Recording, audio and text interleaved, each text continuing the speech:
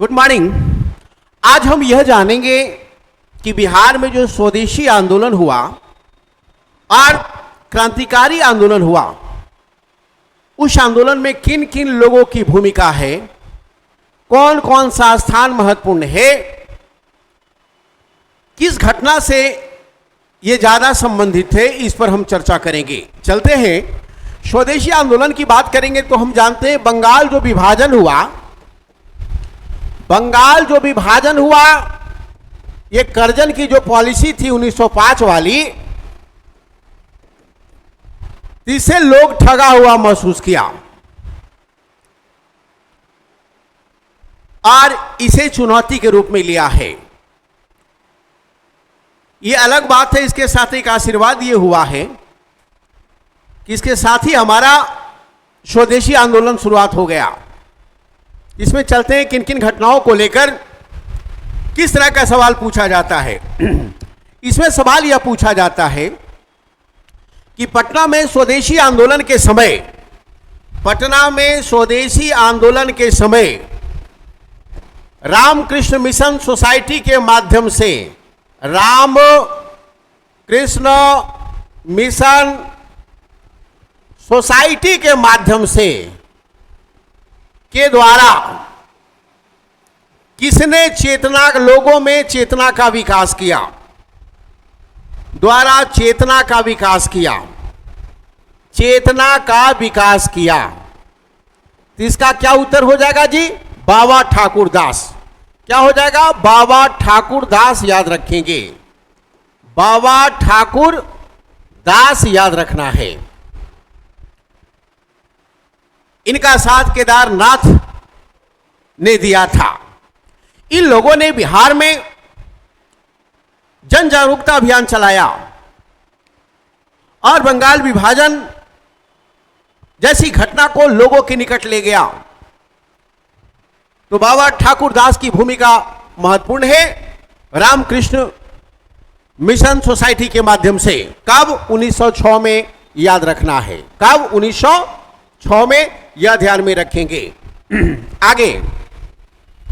आगे सवाल यह पूछा जाएगा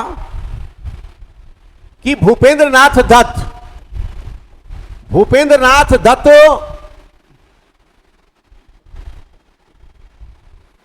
के द्वारा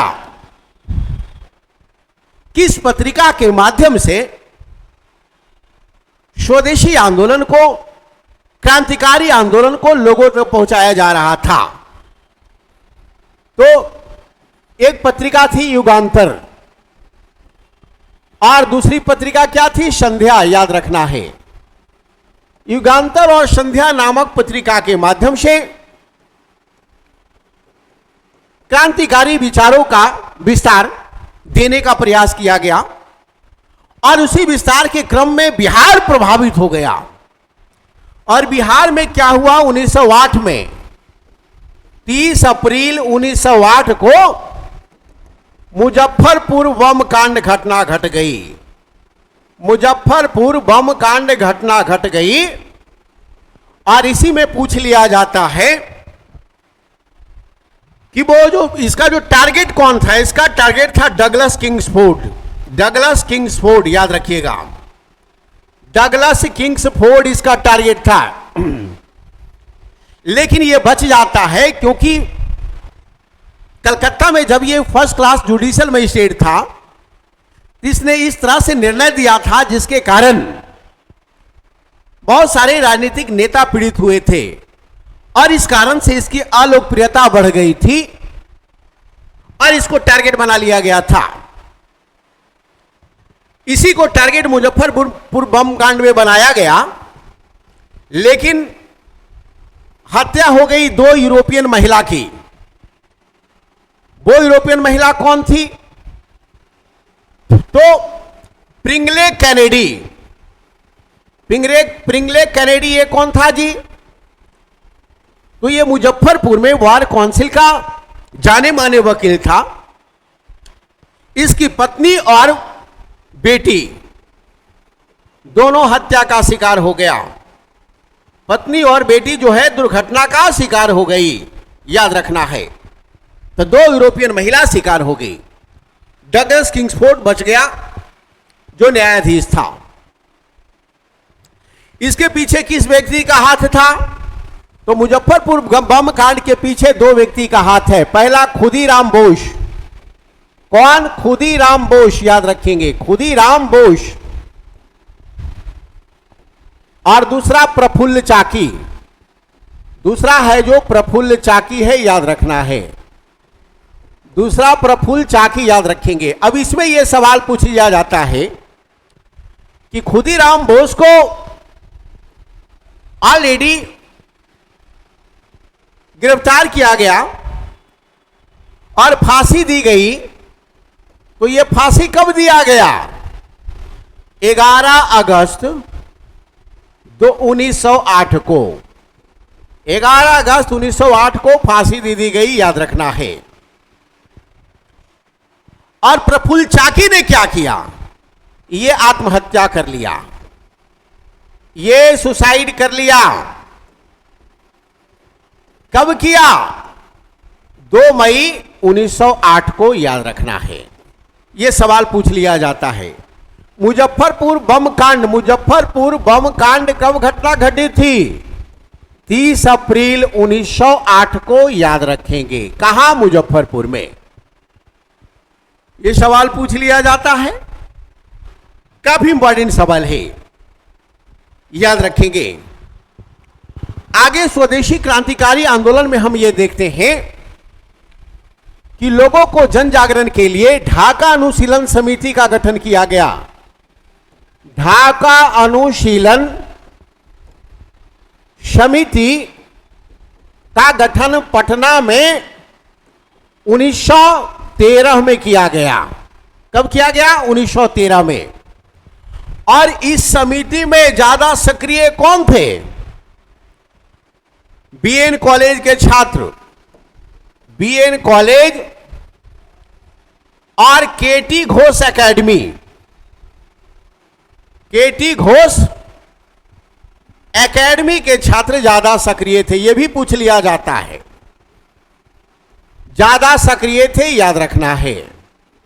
तो सवाल यहां से पूछ लिया जाता है कि किस समिति से? तो ऑलरेडी ढाका अनुशीलन समिति से। इसका स्थापना किसने किया था जी? इसका स्थापना किया था सचिंद्र नाथ सान्याल ने। और इसका 2 ब्रांच था। एक ब्रांच, इसका जो ब्रांच था 2 था। पहला कहां?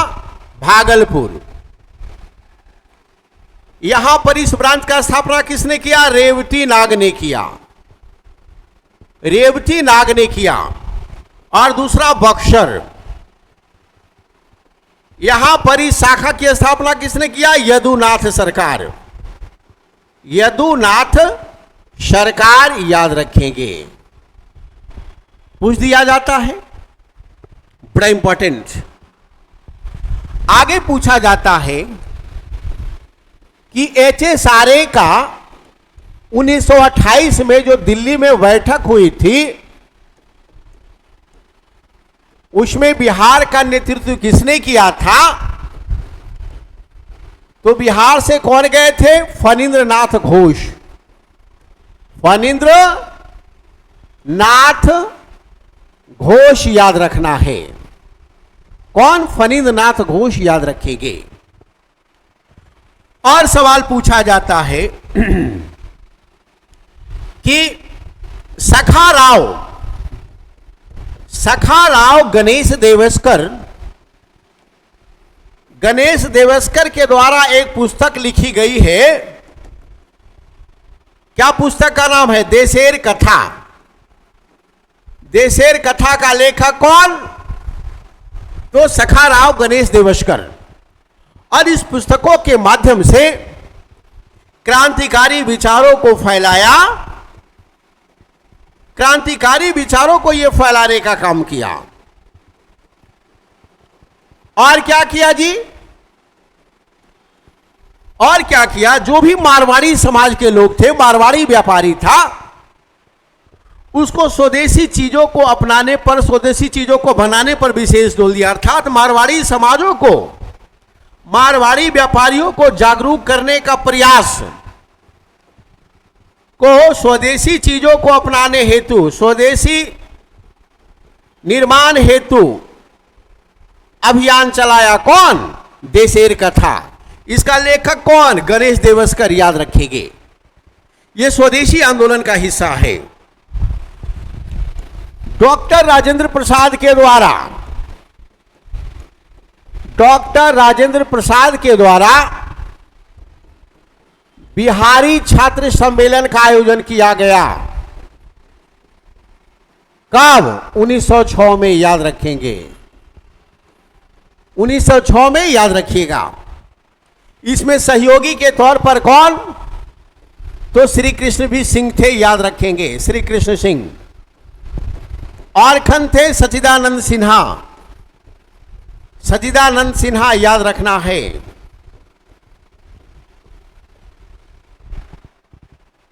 और कौन थे? तेजेश्वर प्रसाद।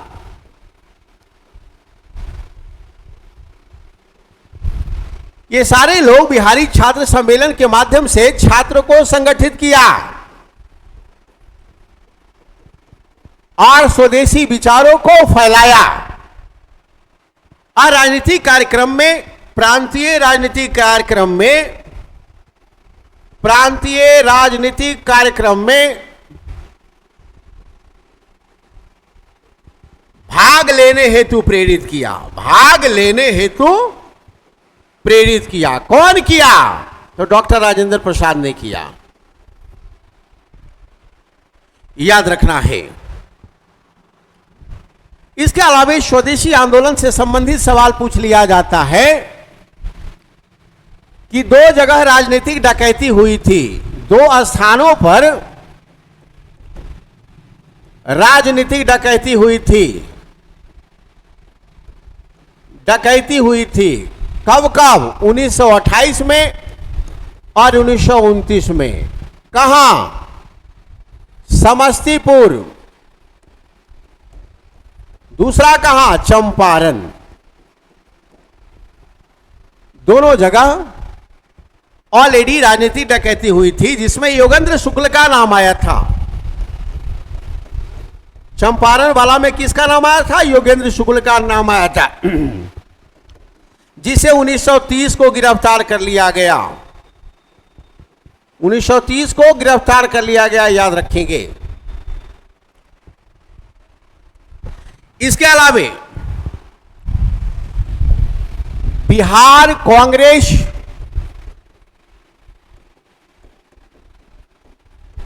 प्रदेश कमेटी का गठन किया गया। कब? 1908 में, याद रखना है। और इमाम हसन प्लस सच्चिदानंद सिन्हा के द्वारा ऑलरेडी अध्यक्षता किया गया। 1908 में और 1909 में, एक पटना में, एक भागलपुर में। और इस विषय पर बल दिया गया कि बिहार को बंगाल से अलग किया जाए। क्या विषय था? बिहार को बंगाल से अलग किया जाए। परिणाम क्या हुआ? 1912 में अलग हुआ। इस प्रकार हम देखते हैं क्या कि बंगाल विभाजन के बाद जो क्रांतिकारी विचारधारा पैदा हुई, इसके माध्यम से बिहार सहित भारत के युवा लोग क्रांति के माध्यम से स्वतंत्रता चाहते थे। इसलिए इन लोगों ने जबरदस्त योगदान दिया है। इसके अलावा पूछता है कि बताओ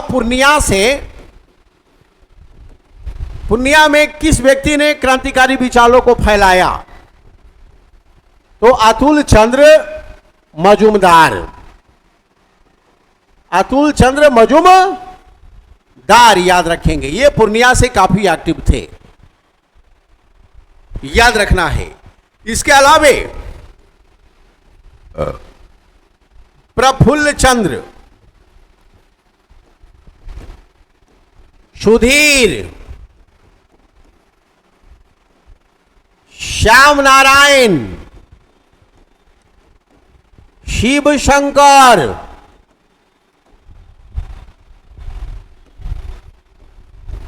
नृपेंद्र नाथ घोष,